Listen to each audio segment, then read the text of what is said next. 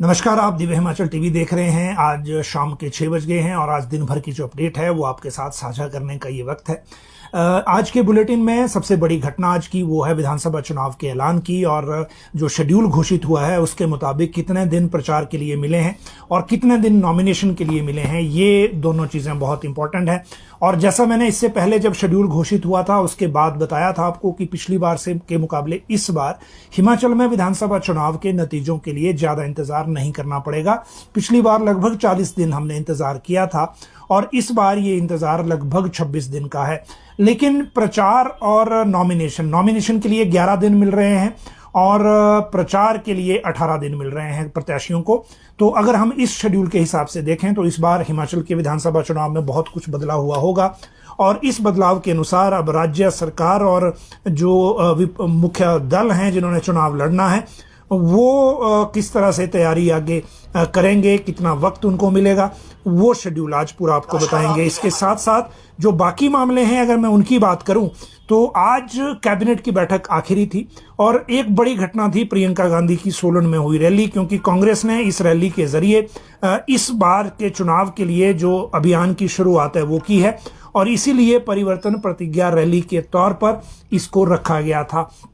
इस रैली में जो बड़े वादे किए गए हैं वो प्रियंका गांधी ने आज खुद किए और उन वादों की भी आपको जानकारी देंगे कि सबसे बड़े जो 2 वादे किए हैं वो कौन से हैं। कॉन्ट्रैक्ट कर्मचारियों को लेकर राज्य सरकार ने एक ऑर्डर किया है। आज लास्ट डे और भी बहुत कुछ आदेश हुए हैं, कुछ प्रमोशन के ऑर्डर्स हैं, कुछ एडजस्टमेंट किए हैं, लेकिन ये कॉन्ट्रैक्ट के कर्मचारियों को लेकर एक ऑर्डर हुआ है, उसकी बात आपको बताएंगे। राज्य का नया लोकायुक्त कौन होगा ये भी फैसला हो गया है। सुबह कमेटी की बैठक, जो सर्च कमेटी होती है उसका सिलेक्शन कमेटी की रादर बैठक थी जिसमें मुख्यमंत्री और नेता प्रतिपक्ष भी हैं और ये चयन आज हो गया है, नोटिफिकेशन भी हो गई। इसीलिए अब राज्य को कई साल के बाद नया लोकायुक्त मिल जाएगा। इसके साथ अगली बात करें तो आचार संहिता आज से लागू हो गई है, रादर अभी से, जैसे शेड्यूल अनाउंस हुआ। बहुत सारे जिलों में जो होर्डिंग और बैनर हैं वो हटाना शुरू हो गए हैं। एग्जैक्टली आचार संहिता का असर क्या होगा और इसमें कौन कौन से मामले फंस गए हैं उनकी जानकारी आपको देंगे। साथ में जो आज आखिरी कैबिनेट हुई है उसमें बड़े मैटर्स क्या हैं उनकी भी एक चलते चलते एक नजर उस पर मारेंगे। Entity Goa IT post code 817 की भर्ती, एनटीटी की भर्ती और पैरा वर्कर भर्ती का अब क्या होगा ये आपको बताएंगे। प्रियंका गांधी के 2 बड़े वादे जैसा मैंने आपको बताया उनकी बात करेंगे। चुनाव शेड्यूल पर बीजेपी और कांग्रेस की प्रतिक्रिया भी बताएंगे, क्योंकि एक तरफ से मुख्यमंत्री ने प्रतिक्रिया दी है, दूसरी तरफ से कांग्रेस की तरफ से राजीव शुक्ला और अलका लांबा ने भी प्रतिक्रिया दी है। कल जो अब अमित शाह होंगे, परसों पीएम मोदी होंगे, तो इन दौरों को लेकर क्या होने वाला है वो भी बात करेंगे। एनपीएस का धरना अचानक खत्म हो गया है। आज एनपीएस संघ का जो सोलन में धरना है वहां पे प्रियंका गांधी भी गई थी, उनसे बात भी की और उसके बाद इन्होंने सारे अपने कार्यक्रम स्थगित कर दिए हैं, खासकर अब चुनाव की वजह से भी, तो वो भी आपको जानकारी देंगे। इसके साथ एचआरटीसी दफ्तर से कैश चोरी होने का एक मामला सामने आया है, उसकी जानकारी होनी चाहिए। यूजी के जो छात्र हैं अंडर ग्रेजुएट क्लासेस के पिछले कुछ सालों के, उनको ग्रेस मार्क्स देने का फैसला एचपीयू ने किया है। ये किस किस ईयर को मिलेगी वो भी आपको जानकारी देंगे। आज लास्ट डे, कुछ प्रमोशंस हुई हैं, उसमें प्रिंसिपल की भी हैं। कई जिलों में जेबीटी की बैच वाइज नियुक्तियां हुई हैं, उनकी भी आपको जानकारी देंगे। अगर हम सबसे पहले प्रमोशंस की बात करें तो आप देखिए प्रिंसिपल और स्कूल लेक्चरर न्यू, इन दोनों कैटेगरीज में आज प्रमोशन हुई है और ये लास्ट डे वाला शॉट था, क्योंकि अगर आज भी लेट हो जाते तो फिर ये हो नहीं पानी थी। आचार संहिता से ठीक पहले स्कूल प्रिंसिपल जो हैं वो 144 नए प्रिंसिपल बनाए गए हैं, ये प्लेसमेंट के जरिए ही है और जो खाली पद हैं उनमें इन्हें भेजा जाएगा। इनमें जो इनको फाइनेंशियल बेनिफिट है अभी कोई नहीं दिया जा रहा है। 160 पद प्रधानाचार्य के खाली चल रहे हैं, जिसमें से 109 पद हेडमास्टर कैडर के और 51 प्रवक्ता कैडर के खाली चल रहे हैं। इनमें जो है वो 14 दिन के भीतर इन स्कूलों में नियुक्ति हो जाएगी। इसके साथ ही विभिन्न विषयों के 48 टीजीटी को प्रमोट कर स्कूल लेक्चर न्यू बनाया गया है। 27 अक्टूबर तक इन सभी को स्कूलों में अपनी जो ज्वाइनिंग है वो देनी होगी। अगर हम ग्रेस मार्क्स की बात कर रहे हैं तो ये भी लगातार एजुकेशन का मैटर, तो साथ ही बता देते हैं आपको। एचपीयू ने यूजी के जो हजारों छात्र हैं उनको राहत देते हुए ये फैसला लिया है कि यूजी और जो शास्त्रीय डिग्री कोर्स के 2015 से 2017 बैच के जो छात्र हैं उनको 1% ग्रेस मार्क्स मिलेंगे। यूनिवर्सिटी की कार्यकारी परिषद ने इसकी मंजूरी दे दी है, अधिसूचना जारी कर दी है। ये ग्रेस मार्क्स 2015-16, 16-17 और 17-18 के बैच को मिलेगा और यूजी के जो सभी सब्जेक्ट हैं उनको और साथ में शास्त्री का जो कोर्स है वो अलग से। ग्रेस मार्क्स छात्र के टोटल एग्रीगेट मार्क्स के आधार पे दिए जाएंगे, यानी कि टोटल का 1%। और जो अगर कोई किसी को उससे डिवीजन प्रभावित हो रही है तो उसको उससे राहत मिलेगी।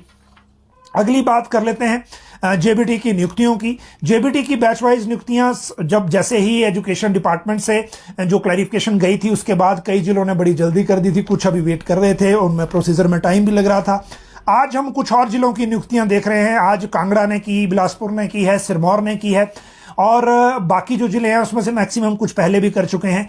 तो अगर अब कोई जिला बच गया होगा तो उसको शायद ये करने के लिए इलेक्शन कमीशन से परमिशन लेनी होगी, और परमिशन का मैकेनिज्म क्या होगा वो भी हम आपको अलग से बताएंगे कि वो परमिशन का मैकेनिज्म अब कोड ऑफ कंडक्ट लगने के बाद आगे क्या रहेगा। किसी भी विभाग में अगर परमिशन के लिए कोई मैटर भेजना है तो वो परमिशन मिलेगी कैसे, इसकी जानकारी अब अलग से हम आपको आज इस बुलेटिन के जरिए भी देंगे। अब एचआरटीसी की एक घटना है उसकी बात कर लेते हैं पहले, क्योंकि चोरी का मामला सामने आया है और ये मामला है कैश की चोरी का। और ये जो चोरी है ये एचआरटीसी का जो डिपो है उसी में हुई है, ढली के डिपो है, शिमला के ढली का। यहाँ 2,18,000 कैश के चोरी होने का मामला सामने आया है। एचआरटीसी प्रबंधन ने पुलिस थाना ढली में शिकायत दर्ज करवा दी है और जो डीएम है अशोक कुमार शर्मा उनके तरफ से ये हुई है।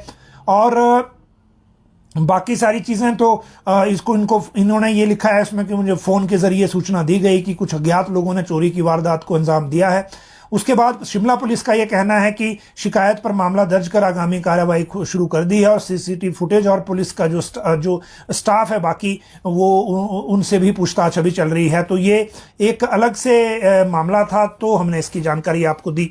एनपीएस का धरना अचानक खत्म हो गया है। आज दरअसल ये सोलन में थे और जो प्रदेश अध्यक्ष और महासचिव थे वो भी सोलन पहुंचे हुए थे। शायद पहले से ये बातचीत हुई होगी कि प्रियंका गांधी वहां मिलने आएंगी, और उसके बाद प्रियंका गांधी जो पहले उन्होंने शूलिनी माता में माथा टेका, उसके बाद मंदिर में जाकर, और उसके बाद एनपीएस का जो धरना था वहां पे गई और इन लोगों से बात की। इनको बात करने के बाद जो इनके प्रदेश अध्यक्ष हैं प्रदीप ठाकुर, उन्होंने सोशल मीडिया के जरिए सूचना दी कि क्योंकि अब कोड ऑफ कंडक्ट लग गया है इसीलिए हम अपने सारे कार्यक्रम जितने ये संगठन के चल रहे हैं धरने प्रदर्शन के, इनको स्थगित करते हैं चुनाव तक, पहले चुनाव पूरा हो जाए। और ये अनाउंसमेंट इनकी तरफ से अभी की गई है। और इस अनाउंसमेंट के बाद अब लगभग ये क्लियर है कि जिन जिन जिलों में ये चल रहा है धरने इनके एनपीएस के, वो सभी अब स्थगित समझे जाएंगे, क्योंकि जो अभी तक ये कंटिन्यूस कर रहे थे क्योंकि चुनाव अनाउंस हो गए और चुनाव में बड़ी सारी चीजों को लेकर धरने प्रदर्शन का कोई ज्यादा मतलब बनता नहीं है, क्योंकि मसला जो है वो कांग्रेस ने ही वादा कर दिया है कि हम ओल्ड पेंशन देंगे और इनके साथ इनकी जो टैसिट अंडरस्टैंडिंग है वो दिख रही है पहले से। और इसीलिए अब सच में ही धरने का कोई ज्यादा कोड ऑफ कंडक्ट के बीच में मतलब रह नहीं जाता, क्योंकि अब इन पोजीशन गवर्नमेंट लिटरली कोई नहीं है, तो ये कार्यकारी सिस्टम चलता है अब सारा, इसलिए नई सरकारी फैसला लेगी। अब अगली बात है अगर तो वो जो मामला है अगले इशू का ये है कल अमित शाह और परसों पीएम मोदी, लेकिन इससे पहले प्रियंका गांधी की सोलन रैली की बात कर लेते हैं। आज सोलन में पहली बड़ी रैली कांग्रेस ने रखी थी और संख्या के हिसाब से वहां जितना अपेक्षा थी उतने लोग आ ही गए इनके, क्योंकि इनकी अपेक्षा भी 30-40 हजार के आसपास थी। हालांकि क्योंकि बहुत सारे लोग पंडाल के अंदर नहीं आ पाए थे और बाहर बहुत लोग थे और ठोडा ग्राउंड साइड में जो सीढ़ियां बनी हैं वो भी भरी हुई थी। लेकिन चलिए फिगर एक अलग बात है, लेकिन एक चीज जरूर है कि इस रैली के जरिए कांग्रेस ने अपने चुनाव अभियान की शुरुआत कर दी है। और इस चुनाव अभियान की शुरुआत में चाहे प्रतिभा सिंह हो, सुखविंदर सुक्खू हो, मुकेश अग्निहोत्री हो, सबने अपनी अपनी बात रखी। जो मुख्यमंत्री जयराम ठाकुर या सरकार पर ज्यादा हमलावर इसमें मुकेश अग्निहोत्री दिखे। सुखविंदर सुक्खू ने गांधी परिवार के बलिदान और जो परिवार में घटनाएं हुई हैं, खासकर जो किलिंग्स हुई हैं पीएम पद पे रहते हुए, उनकी बात की। और दूसरी बात ये भी की कि प्रियंका गांधी को हिमाचल में ज्यादा टाइम लगाना चाहिए।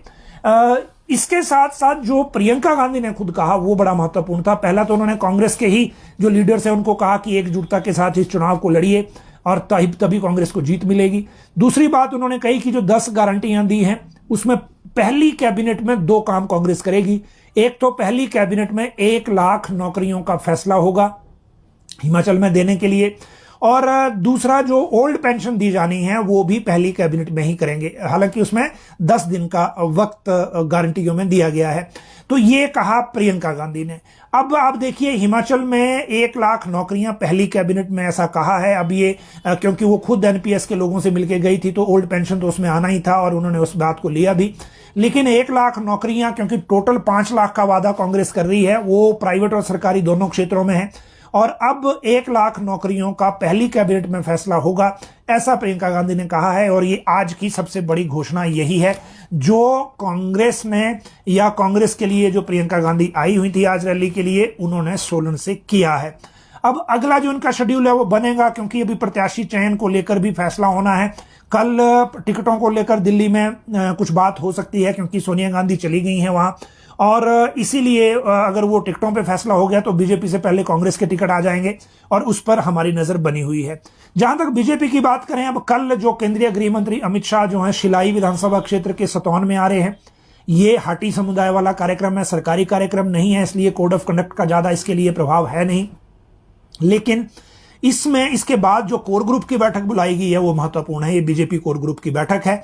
और अब क्योंकि कम समय है आगे प्रत्याशी चयन के लिए, तो दोनों दल अब जल्दी जल्दी प्रत्याशी चयन पे फोकस करेंगे और अगले आने वाले दिन बहुत घटना प्रधान रहने वाले हैं। उसके बाद परसों प्रधानमंत्री धर्मशाला में है, धर्मशाला और चंबी में 2 जगह जनसभा कर सकते हैं। ये भी एक जो शेड्यूल है वो पीएम का आ गया है, और वो भी अब पूरी तरह से राजनीतिक रैली होगी, क्योंकि इससे पहले जो था, जो रैलियां थी वो सरकारी हो रही थी पीएम की, अब सरकारी नहीं हो पाएगी। अगला शेड्यूल दोनों दलों का चेंज हो सकता है, क्योंकि कोर्ट लगने के बाद बड़ी सारी चीजें बदल जाती हैं, परिस्थितियां चेंज हो जाती हैं। तो जब फाइनल आउटकम या फाइनल इसमें आएगा शेड्यूल, तो हम उसकी बात आपको उस टाइम करेंगे। लेकिन अभी इतना ही है कि कल पहले अमित शाह की रैली को लेकर जो ध्यान है वो देना पड़ेगा कि उसमें आगे क्या होता है और क्या शेड्यूल उनका रहता है। क्या अनाउंसमेंट तो वहां पॉलिटिकल कोई हो नहीं सकती, यानी कि सरकारी भी नहीं हो सकती, लेकिन पॉलिटिकल मैसेज क्या देते हैं वो एक महत्वपूर्ण मसला रहेगा, और उसका इंतजार कल सबको है। फिर आगे प्रधानमंत्री का टिकटों को लेकर बीजेपी और कांग्रेस में दोनों दलों में अभी फैसला हुआ नहीं है, तो ये मुझे लगता है दोनों ही दल एक साथ ही इस पे जो फैसला लेंगे। जहां तक इसके अलावा बाकी मामले हैं उनकी बात कर लेते हैं, और उन बातों में कैबिनेट और बाकी चीजों पे जाने से पहले एक बात तो बड़ी महत्वपूर्ण ये है कि पहले शुरुआत करते हैं आज की कैबिनेट से, क्योंकि बाकी सारी चीजें फिर उसके बाद हम लेंगे। कैबिनेट में आज कुछ फैसले हुए थे, कुछ रह गए। जो फैसले हुए पहले उनकी बात बता दें। प्री नर्सरी के जो बच्चे हैं उनको भी 50,000 के आसपास बच्चे हैं ये, इनको भी अब स्कूली वर्दी फ्री मिलेगी, गर्मी और सर्दी की अलग अलग। जहां तक बात है जो एमबीबीएस के इंटर्न हैं उनको जो स्टाइपेंड है वो 17,000 से 20,000 कर दिया। ये टांडा मेडिकल कॉलेज जब सीएम गए थे उन्होंने वहां अनाउंसमेंट की थी। इसके अलावा बाकी जो सारी चीजें हैं वो जो मुख्यमंत्री की पहले की अनाउंसमेंट थी उसको लेकर किया गया है। स्टाफ नर्स और वार्ड सिस्टर का जो पदनाम है वो बदला गया है, नर्सिंग अधिकारी और वरिष्ठ नर्सिंग अधिकारी कर दिया है। नारकंडा में सामुदायिक स्वास्थ्य केंद्र जो है वो स्तरोन्नत किया गया है। कांगड़ा जिला में 100 बिस्तर क्षमता के नागरिक अस्पताल कांगड़ा को 7 अतिरिक्त पदों का वहां सृजन किया गया है।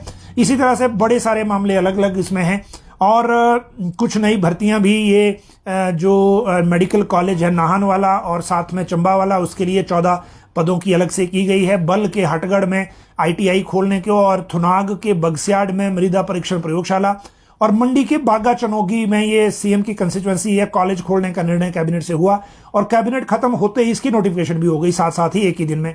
तो ये तो थी कैबिनेट की बात। अब इस कैबिनेट में जो चीजें नहीं हो पाई, 4 लेन का 4 गुना मुआवजे का मामला जाना था। कैबिनेट सब कमेटी जो राजस्व मंत्री की अध्यक्षता वाली है वो अपनी सिफारिशें मंत्रिमंडल को सौंप चुकी है।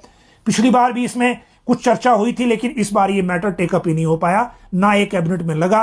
मतलब ये हुआ कि जो अफसरों ने रिपोर्ट दी थी कि 3,000 करोड़ के से ज्यादा की देनदारी बन रही है, मुझे लगता है उसके डर में कैबिनेट ने इस मैटर को टेकअप ही नहीं किया।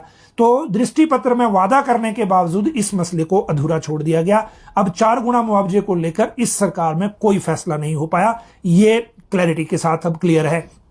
दूसरी बात, जो कर्मचारियों का मामला है, कॉन्ट्रैक्ट के कर्मचारियों का, उसको लेकर आपको 2 तरह की जानकारी देंगे, क्योंकि इसमें एक मामला जो आज ऑर्डर हो गया वो है, और एक वो जो जिस फाइल का भी इंतजार है, जिसको बड़े सारे लोग जो जानना चाह रहे हैं, कॉन्ट्रैक्ट वाली जो हायर ग्रेड पे की है। तो वो जो मुख्य ऊपर एक हेडिंग आप देख रहे हैं मेन के नीचे, उसके साथ आपके साथ बात करेंगे। लेकिन अब जो चीजें जो हैं वो नहीं हो पाएंगी। जैसे एनटीटी की भर्ती अब कोड लग गया, अब नहीं हो पाएगी क्योंकि एजुकेशन से क्लैरिफिकेशन आई नहीं, और जो ये इलेक्ट्रॉनिक्स डेवलपमेंट कॉर्पोरेशन है वो भर्ती शुरू नहीं कर पाया, तो वो अब नहीं होगी क्योंकि नई परमिशन भर्तियों की अब मुझे लगता है ज्यादा मिलेगी नहीं। दूसरी बात, JOAIT पोस्ट कोड 817 की है, वो भी अब नहीं होगी क्योंकि सुप्रीम कोर्ट में केस है, और केस में रिप्लाई ही एक दायर हो सकता है, रिप्लाई के अलावा उसमें कुछ नहीं होगा, तो उसमें भी इंतजार करना पड़ेगा। पैरा वर्कर भर्ती अभी जल शक्ति ने शुरू की थी और साथ में वन विभाग ने शुरू की थी, इन दो ने की थी, जिसमें पैरा वर्कर, पैरा हेल्पर और पैरा कुक जो हैं, ये दो तरह की कैटेगरीज में थी, पैरा कुक और पैरा हेल्पर, जो भर्तियां भी की जानी थी, और ये दोनों ही भर्तियां अब नहीं होंगी क्योंकि कोड ऑफ कंडक्ट हिमाचल में लागू हो गया है, और कोड ऑफ कंडक्ट लागू होने के बाद इस तरह की भर्तियां नहीं हो सकती। जब भर्तियां नहीं हो सकती तो फिर ये मामले सारे फंस गए हैं। अनफॉर्चुनेट लग रहा है ज्यादा, खासकर एनटीटी के लिए, क्योंकि इस भर्ती को लेकर जितनी बातें, जितनी स्टेप्स लिए जाने थे वो कोशिश की गई, लेकिन वो टाइम से नहीं हो पाया, और ये भर्तियां इसलिए अब नहीं हो पाएंगी।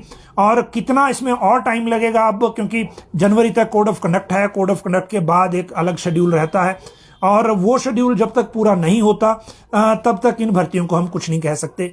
जहां तक अगली बात है अब इसके साथ, वो है परमिशन कैसे मिलेगी अगर कोड ऑफ कंडक्ट के बीच में कुछ, क्योंकि अनाउंसमेंट के साथ ही कोड लग जाता है, उसमें नोटिफिकेशन की जरूरत नहीं होती, जैसे कि 17 तारीख को नोटिफिकेशन होगी उसके हिसाब से। और परमिशन कैसे मिलेगी वो आपको आगे बताएंगे, लेकिन कैबिनेट की बात हो गई। अब राज्य के जो लोकायुक्त है उनकी बात कर लेते हैं। राज्य के नए लोकायुक्त CB बारोवालिया होंगे, ये हाई कोर्ट में अभी जज हैं। वैसे इनकी 4 महीने की अभी सर्विस और थी, लेकिन इनको अब लगाया गया है लोकायुक्त, बड़े साल से खाली थी पोस्ट। आज सुबह मुख्यमंत्री और नेता प्रतिपक्ष की जो ये कमेटी है सिलेक्शन वाली, इनकी बैठक पीटरहॉफ होटल में आज हुई थी, और इस बैठक में ये तय किया गया, ये भी संयोग है कि जो लोकायुक्त का एक्ट संशोधित किया गया था, क्योंकि पहले इसमें हाई कोर्ट के चीफ जस्टिस या सुप्रीम कोर्ट के जज ही लोकायुक्त हो सकते थे, फिर हिमाचल सरकार ने इसको मॉडिफाई किया और उसमें हाई कोर्ट के जजों को भी इसमें इंक्लूड कर लिया, जो एलिजिबिलिटी का जोन होता है उसमें। और आज ही फाइनल नोटिफिकेशन उस बिल की कंकरेंस के बाद हुई है, और इस तरफ जो है CB बारोवालिया जो है जस्टिस, उनकी नियुक्ति हो गई है। तो ये नए लोकायुक्त होंगे हिमाचल के, और इनकी जो आज पोस्ट है उस हिसाब से जो नियुक्ति है, अब ये जैसे अज्यूम करेंगे इस पोस्ट को, उस हिसाब से इनकी आगे जो नियुक्ति है वो मानी जाएगी। और इसीलिए ये क्लैरिटी हो गई है कि हिमाचल को अब नया लोकायुक्त मिल गया है काफी लंबे अरसे के बाद। अगली बात और अगला सब्जेक्ट जो आज के बुलेटिन का है वो है अब पूरी तरह से जो चुनाव के ऊपर है, कि जो शेड्यूल अब हुआ है। अब आप देखिए, जो शेड्यूल घोषित हुआ है विधानसभा चुनाव का, उसके मुताबिक जो नॉमिनेशन की आखिरी तारीख है वो 25 अक्टूबर है। मतलब ये हुआ कि कैंडिडेट चयन से लेकर नॉमिनेशन तक सिर्फ अब 11 दिन बचे हैं, और 11 दिन ही दोनों दलों के पास है, इसलिए टिकट अब जल्दी आने वाले हैं। दूसरी बात करें कि जो वोटिंग है वो 12 नवंबर को होगी, तो 12 नवंबर को वोटिंग है, और रिजल्ट जो है वो 12 नवंबर को वोटिंग है, तो आपको प्रचार के लिए मिल रहे हैं सिर्फ 18 दिन, तो ये दूसरा शेड्यूल है। फिर है रिजल्ट है 8 दिसंबर को, तो 8 दिसंबर को जब रिजल्ट है तो वेट जो है रिजल्ट के लिए करना पड़ेगा अब 26 दिन, जो पहले हमने पिछले बार किया था 40 दिन। तो ये शेड्यूल है इलेक्शन का, और कोड ऑफ कंडक्ट आज से लग गया है। बहुत सारे जिलों में आपने होर्डिंग और वो फाड़ते हुए दिख रहे होंगे आपको, और इसीलिए जो होर्डिंग वगैरह फाड़ने का मसला है वो इसीलिए है क्योंकि वो उतारने पड़ेंगे, क्योंकि कोड ऑफ कंडक्ट अभी से लागू हो गया है। जहां तक बाकी चीजों की बात है वो अगर हम करें तो वो भी मैं बता दूं आपको कि मॉडल कोड ऑफ कंडक्ट लगने के बाद जो रूटीन की सारी प्रक्रिया है वो रुक जाती है, और ऐसा ही अब हुआ है। और इसी वजह से जो बाकी अब परमिशंस कैसे होंगी विभागों की, उसके लिए इलेक्शन कमीशन ने चीफ सेक्रेटरी की अध्यक्षता में एक स्क्रीनिंग कमेटी बनाई है, जिसमें GAD के सेक्रेटरी उनके साथ मेंबर हैं। जिस भी विभाग को कोई भी परमिशन इलेक्शन कमीशन से लेनी है इस दौरान, उसको उस कमेटी में केस भेजना होगा, फिर उस कमेटी से आगे जाएगा, फाइल पूरी नहीं जाएगी इलेक्शन कमीशन को, उस कमेटी से एक रेफरेंस बन के चिट्ठी के तौर पे जाएगा इलेक्शन कमीशन को, और वहां से फिर परमिशन आएगी या रिजेक्शन आएगी। तो ये प्रोसीजर रहेगा आने वाले दिनों में अब जो विधायक जो परमिशन से कामकाज है उसके लिए। अब अगली बात जो महत्वपूर्ण आज के लिए है वो ये है कि जो आज कोड ऑफ कंडक्ट लगने की प्रतिक्रिया क्या दी। मुख्यमंत्री ने कहा कि जो आज ये घोषित किया है उसका वो स्वागत करते हैं और ये सही समय पे है। 15 नवंबर से पहले पहले इसमें वोटिंग होनी चाहिए थी, तो वो सारी चीजें हो गई। जहां तक प्रियंका गांधी ने जो कहा, तो उन्होंने कहा कि हमारे पास हर मुद्दे का जवाब है, लोगों के बीच में जाके देंगे। कोई भी चुनाव के दौरान कुछ भी ऐसा नहीं कह सकता, वादे चाहे झूठे करो चाहे सच्चे करो, लेकिन लोग समझते हैं, क्योंकि शिक्षित हैं हिमाचल के लोग और पहाड़ी बेशक हैं लेकिन पढ़े लिखे हैं और सारी चीजों को जानते हैं, समझते हैं। और इसीलिए जो भी चाहे दिल्ली से आके कोई कहे चाहे कुछ और हो, लेकिन हिमाचल के लोग सारी जो असलियत है उसको जानते हैं, ऐसा कहा मुख्यमंत्री ने। अब मुख्यमंत्री के अलावा जो इन्होंने कहा कि चुनाव प्रक्रिया में वो पूरा सहयोग देंगे और उनकी पार्टी की तरफ से जो बनेगा पूरा सहयोग देंगे और वो उम्मीद करते हैं कि कोड ऑफ कंडक्ट जो है उसका पालन सभी करेंगे। फिर अलका लांबा ने कहा कि वो स्वागत करती हैं कि ये चुनाव आचार संहिता लागू हो गई, चुनाव का शेड्यूल घोषित हो गया और वो ये उम्मीद करती हैं कि जो चुनाव आयोग है वो निष्पक्षता को बनाए रखेगा। उसके बाद राजीव शुक्ला जो इनके प्रभारी हैं, उन्होंने कहा और उन्होंने दावा किया कि कांग्रेस इस चुनाव में 2/3 बहुमत के साथ सरकार बनाएगी। तो ये तो हो गई प्रतिक्रिया। प्रतिक्रिया के बाद अब अगली बात करते हैं और वो है कॉन्ट्रैक्ट को लेकर जो ऑर्डर आया है उसकी। कॉन्ट्रैक्ट के ऑर्डर की जो बात है वो आज एक ऑर्डर तो आया है फाइनेंस की तरफ से और ये कॉन्ट्रैक्ट कर्मचारियों को लेकर है।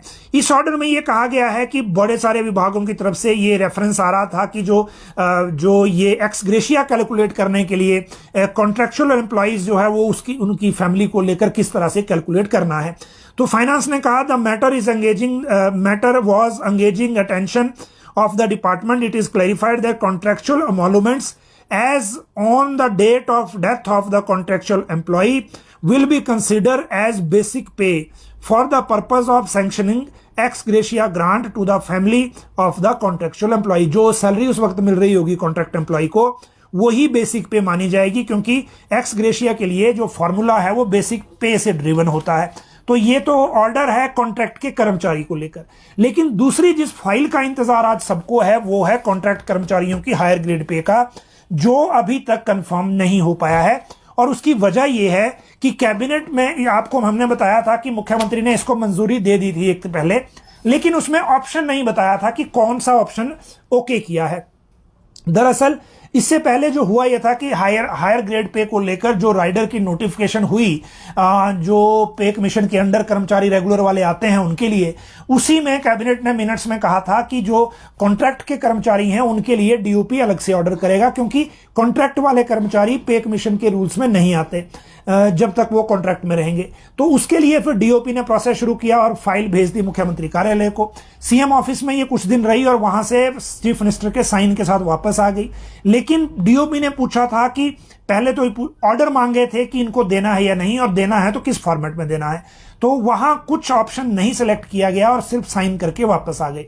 उसके बाद अराजपत्रित कर्मचारी महासंघ के जो अध्यक्ष हैं अश्विनी ठाकुर, उन्होंने इस फाइल को बैक रेफर करवाया और वापस सीएम ऑफिस। आज जब कैबिनेट की बैठक सुबह थी तो ये फाइल दोबारा से कैबिनेट में गई थी या सीएम ऑफिस गई थी, लेकिन कैबिनेट के नाम पे इस फाइल को वापस कॉल किया गया था। जब फाइल नीचे गई है उसके बाद कुछ फाइलें आ गई हैं सेक्रेटरी फाइनेंस तक, और ये जो एक्स ग्रेशिया वाली फाइल का आज ऑर्डर हुआ है ये भी उन्हीं फाइलों का एक हिस्सा है। अब ये ऑर्डर आज होता है या नहीं ये अभी थोड़ी देर में पता चलेगा, क्योंकि जब तक 6 बजे तक जो हमने लास्ट अपडेट लिया था, 5:44 तक का अपडेट मैंने लिया था फाइनेंस की ब्रांच से, तब तक इसमें कुछ अपडेट हुई नहीं थी, क्योंकि सेक्रेटरी फाइनेंस तो सेक्रेट में थे, लेकिन अभी फाइल वापस आई या नहीं वो उसमें क्लैरिटी नहीं थी। तो ये आज की जो अभी तक की प्रमुख घटनाएं हैं वो हैं। बाकी जो लगातार अब आपके साथ चुनाव की बात होगी और चुनाव के सारे मसले टेकअप किए जाएंगे। रात 9 बजे भी हमारा एक लाइव होगा, उसके साथ भी जुड़े, और हर अपडेट जो चुनाव से संबंधित है वो हम आपको उपलब्ध करवाएंगे। आप सब लोग लाइव जुड़े, बहुत बहुत शुक्रिया।